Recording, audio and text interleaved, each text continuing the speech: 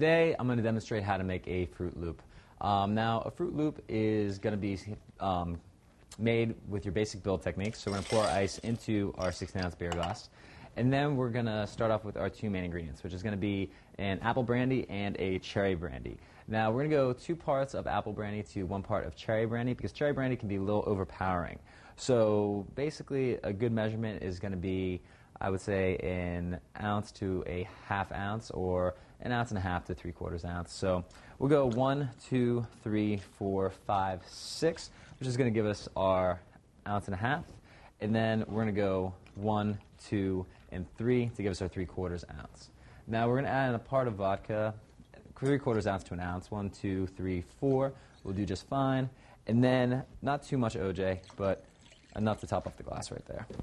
We're going to get our highball with ice ready. And then we're going to mix our ingredients.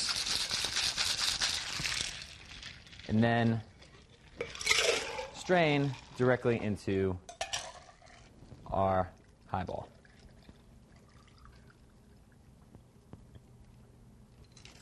Don't forget your straw.